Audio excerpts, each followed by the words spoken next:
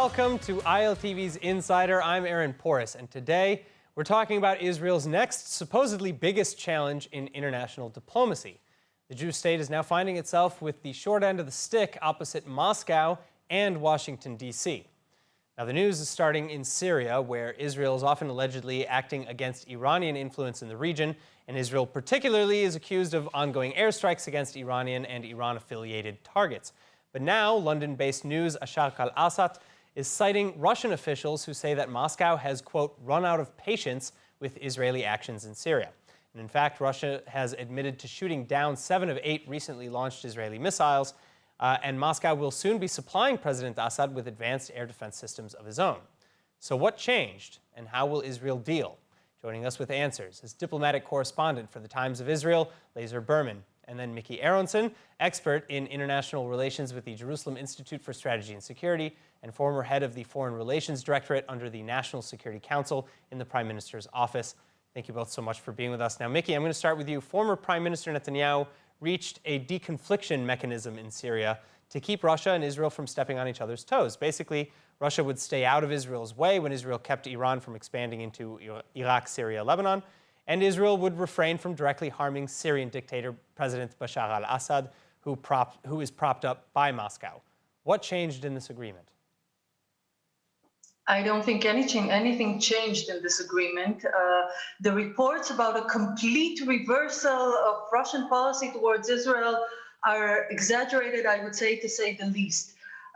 There is a deconfliction line. It is operating. There are Russian-speaking officers on both sides, also the Israeli side, and it will continue to operate because it is in Israel's interest and it is in Russia's interest. There is a growing discontent with Israel in the Russian security staff, the Russian security apparatus, especially people, I imagine, that are in Syria for a number of reasons. But to say there is a complete reversal of policy, as the Saudi publication in London indicated, I think it's very, very far-fetched. All right, so who is making these exaggerated claims? Who are these Russian sources, and to what end? What is the interest of this person? I don't know if it's a Russian source. I think there are so many problematic sayings in that paper, in that piece by Asharq al-Awsat, that I would question its credibility for sure. I would think this could be an indication that Russia is sending a message to Iran, maybe. This is not happening in a vacuum. We see that there is a great likelihood to have the JCPOA, the nuclear agreement with Iran, renewed when Raisi, the new Iranian president, comes to power in August. And I think there is an interest to show also the Iranians, for example, a positive measure. It could be that the Saudis that are trying, like everybody else, to hedge their bets, are also signaling something to the Iranians. Everybody's expecting this JCPOA to come back. But there are so many speculations, we don't know. But we know for sure that there were a number of sayings in that paper that were, I think Lazer here could testify as well, that were very incredible. For example, that Russia, following the meeting between President Biden and President Putin, got the impression that the US would not mind if Russia operates against Israel following theoretical or potential future Israeli attacks in Syria against Iran. I find it very, very hard to believe that there was such an understanding, that the Israeli operation was discussed like this. And even technically, the meeting took place on June 16th. Since then, Russia could not adjust its policy. All of a sudden, it decided to change its policy towards Israel. It sounds very unreliable. So, Lazer, let's bring you in now. How do you react to Mickey's assertions? Do you have other points of contention with the paper that you'd like to point out? Like Mickey, I certainly have points of contention with the paper and with the way it's been broadcast in the Israeli media. First of all, we don't know who the source is. I've been trying to speak to some of the contacts I have in Russia, and no one can point to with any confidence that it's a source within the foreign ministry or within the military. So that, first of all, even in Russia, there's really no reason to believe that this is a decision maker, any source with any sort of authority on this. I will also say that it's nothing new that Russia doesn't like the fact that Israel's operated in Syria. Israel is often operating at cross purposes with Russia inside of Syria, but it's something that Russia understands, and therefore there is this mechanism in which the Israeli military speaks to the Russians, and that usually works. As we know, in September 2018, sometimes that doesn't work. When Russia was quite furious with Israel, when a Russian plane was shot down. And there's been times in the past where Russia has been very clear that they're not happy with Israel. And this is another one of those times, perhaps. So why is this happening? Let's say this is an official source who is speaking and trying to send out a message. It could be a message to Israel that the recent attacks, we've seen 3 reports of attacks from the 20th to the 25th of July, are too high profile, are too high intensity, and they would like Israel to scale them back. That is a possibility. It's also a possibility to Syria, that Russia is speaking to Syria and letting Syria know that Russia has its back and is not going to allow Israel to do whatever it wants there. There's also the possibility, and this shouldn't surprise us, that Russia is trying to shake things up between Israel and the United States. It sees an opportunity that now we have a new administration in the United States, a new administration in Israel, and they're trying to do what they can to create some sort of friction between the two. Again, we don't know who the source is. It's not a very well-sourced article, so I think we should take it with a grain of salt, but let's understand that Russia does not love what Israel is doing in Syria. All right, so yeah, Mickey, go ahead. One more, if I may add. This could also be a signal, not this report, because we see other indications that there is something, but it's in nuances. It's not a complete reversal of policy.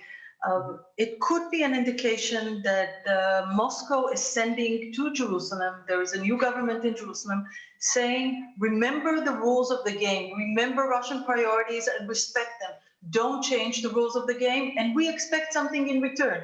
Now, what are the rules of the game? The Russians don't mind that Israel attacks Iranian military targets. It actually serves Russian interests because Russia and Iran are competing in Syria, for example, for economic issues, for the Syrian market. And so I would not, if I'm somebody in Tehran, I would not be relying on Russian kindness to protect their military interests in Syria. But we have to notice that there are other indications as well. A Russian officer came out, a general, 2 days ago, and stated that all the missiles did not hit their targets thanks to it's not the Russians that operate them, but it's Russian weapons. We see with satellite photos, we see other results. Mm-hmm. But and it's not very unusual because these reports are produced almost daily. He did indicate Israel. He did mention Israel, and this is unusual. So we should pay attention to this, but as Laser said, with a grain of salt. Laser, sounded like you wanted to add something there about the satellite imagery. Sure. I just want to underscore how important those daily briefings are by the Russian general, and that there has been a little change there.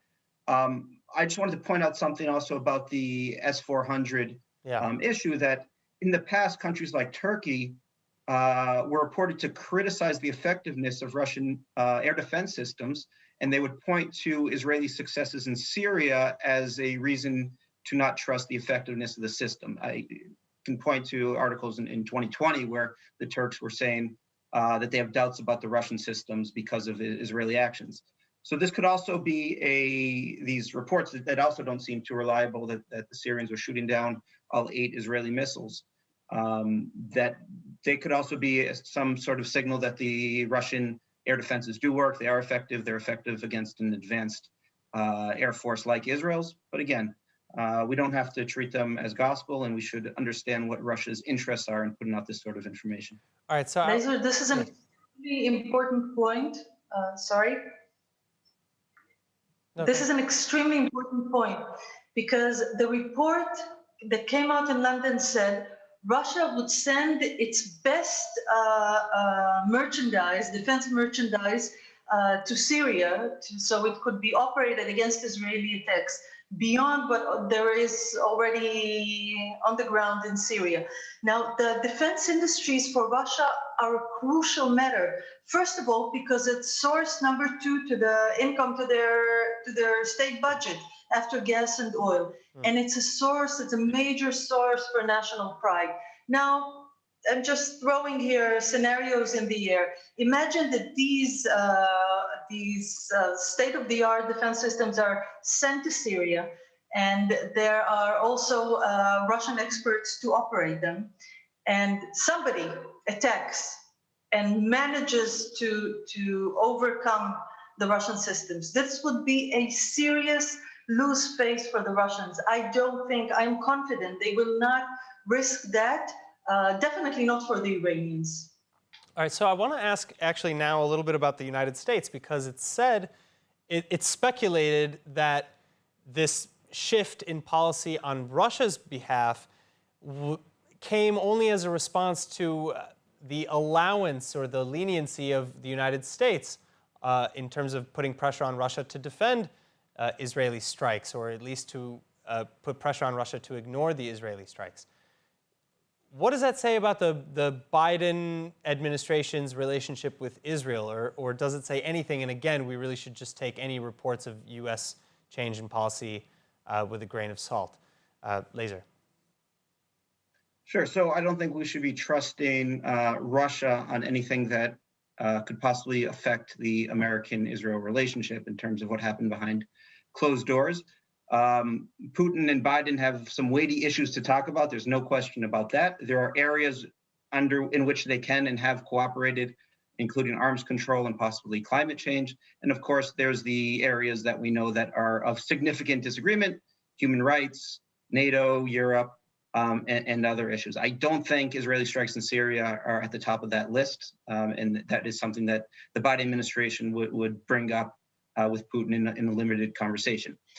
I will say, though, that the Biden administration's coming into office has people around the region are paying attention to that, and they understand that there's not the same relationship between the U.S. and Israel that there was under Trump, and that countries, especially Russia, are going to poke and prod, and they're going to try to figure out how much daylight there is and how much room for maneuver there is and what it means for them. So I'm not saying at all that this happened in the conversation, but if this was an intentional message by Russia, it could be that they are putting out this balloon, this chess balloon, and they're trying to understand how much daylight there really is between the two administrations and whether they can affect that.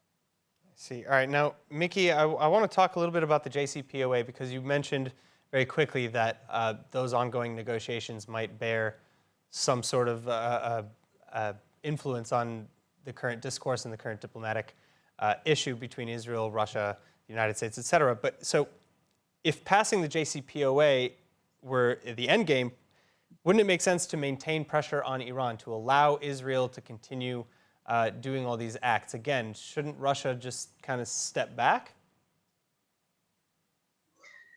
On the one hand, it is in Russia's interest that the JCPOA would be re-signed, as they are saying all the time. They are trying to promote the re-signing of the agreement, going back to the agreement. On the other hand, it is not in Russia's interest that Iran completely opens up to the West, because if Iran opens up to the West, it would not depend as much on Russia, and it would stay away from Russia on many issues. So Russia is playing a very delicate game here. They are promoting an agreement, but it's not in their interest to have Iran completely friendly with the West and to have all economic relations restored, because it would come on Russia's expense. All right, now, Laser, we have President Ibrahim Raisi, the President-elect Ibrahim Raisi, aka the hangman of Tehran. He starts his administration in the next couple weeks. How does he complicate this situation? Sure. So there was really a lot of optimism that since the Biden administration wanted this deal so badly, it was something they spoke about before they came into office, and Iran needed this agreement because of the sanctions relief, that they would find a way. In the past, I would say month, the music has changed that's coming out of the Vienna talks. And as we know, the talks are suspended until Raisi comes into office. It's starting to look doubtful that they can find a way back to the JCPOA at all. Iran has been putting up some really aggressive demands, including that America has to commit, the administration has to commit to not withdrawing from the JCPOA again without UN approval, which would mean Russia and China have a veto over American foreign policy. It's unthinkable and unconstitutional. So this is really starting to look shaky. Raisi will come into office. It seems that Khamenei will allow him to negotiate. We'll give him a few weeks to negotiate. It's possible, on the one hand, that Khamenei has decided he does not want to go back to JCPOA. He's just playing for time to let the Iranian nuclear program advance as much as possible, then blame the Americans when it fails. But it's also just as likely still that he does eventually want to get to an agreement, and he is continuing to try to pocket as many concessions from the Biden administration as he can before he changes the tune and pushes them to sign. But there's a fight within Iran right now between the moderate camp, the Rouhani Zarif camp, and the hardliner camp about who's to blame for the talks not advancing and who's to blame if they fall. Mickey? I'm not as optimistic as Laser, I think. I think there are hurdles, and we see that, again, the negotiations are stalled. But I believe that since the US made clear to Iran it is more interested in going back to the JCPOA than Iran is interested, than Iran needs for it to go back, the agreement at some point will be signed. It's a very good agreement for Iran, and there seems to be no alternative the US is offering. I also think it's Iranian tactics. They are extremely good negotiators, as they have demonstrated before the first signing of the JCPOA and the current negotiations. I think it's their tactics. And unfortunately, I think we're in for another JCPOA, and then some sort of imaginary 2.0 agreement that nobody has managed to explain how we reach it and with which leverages. I think Laser agrees there. Laser? Yes, I do. Yeah, I would certainly agree that a longer, stronger JCPOA 2 on ballistic missiles and terrorism is a non-starter. As much as the Biden administration and others talk about that being the follow-on. A reason why I guess I'm more skeptical than Mickey on the ability to return to the JCPOA is because of the advances Iran has very publicly made in its nuclear program. The JCPOA does not account for some of them, like new advanced centrifuges and new construction in Fordo and Natanz. So it seems like, and not to mention, of course, the fact that we have much less insight into Iran nuclear program now, that the deal with the IAEA has lapsed in terms of inspection. So it's not exactly clear what kind of limits or what kind of concessions we're supposed to be asking from the Iranians now. So these are other reasons why I think, in my opinion, the original JCPOA is becoming less and less relevant to the facts on the ground now that Iran has openly moved forward very significantly in its nuclear program. All right, now I want to move back to the Russian, Syria, Israel debacle, we could call it.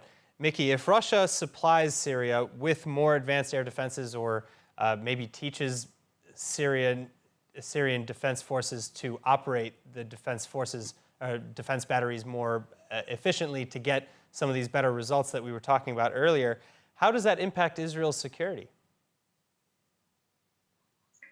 It's a tricky question, because what you're actually asking is, can Israel overcome Russian best defense systems? So I choose not to answer that.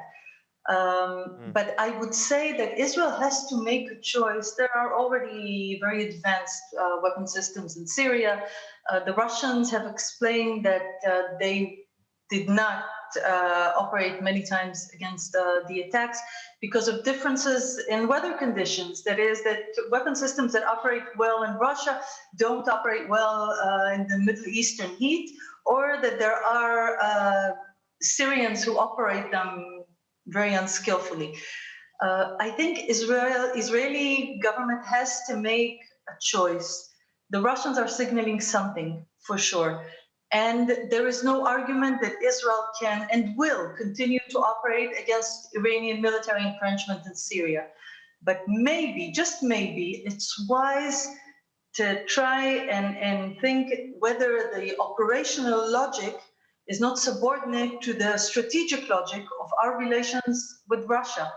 Nobody's suggesting to stop the operating against Iran there. But we, like Laser said, there were 3 attacks only that nobody took responsibility for in the last week or so. Maybe it is wiser to postpone some of the tactical justified goals for the purpose of strategic choices. And Israel would have to make these strategic choices. Laser, same question. Sure. Yeah, there's no question that Israel's freedom of action has been limited in some ways and will be continue to be challenged in Syria. Israel has proven skillful at overcoming some of them, but obviously it doesn't want to run into any sort of direct conflict with Russian forces or to risk losing any assets over Syria. I will point out that this is part of a historical pattern, which was especially apparent in the Cold War in Syria and especially Egypt, in which Russian advanced weaponry, especially defense weaponry, but even MiGs, are tested out in many ways against the Israeli Western military hardware. And I think that's a pattern we've seen. We've seen that Russians get very concerned when their planes and when their defenses don't do well against Israeli pilots and against Israeli forces. So this is part of that. This is something that the world is watching, that the West is watching, NATO is watching. The performance of Russian-made equipment against Western equipment, I think, is another key context into what's going on in Syria. All right, well, we have a ton to pay very close attention to, as you've both given us. Thank you so much, Mickey Alanson and Laser Berman, for joining us. It's been an absolute pleasure to discuss this with you. I'm Aaron Porras, and everybody at home, please tune in next time on Insider for more on everything Israel. If there's a topic that you would like us to cover next, let us know about it in the comment sections online. And finally, for more news from Israel, follow ILTV on Facebook and on Instagram, and subscribe to our YouTube and ILTV.tv channels. Thank you so much. Be well. We'll see you soon.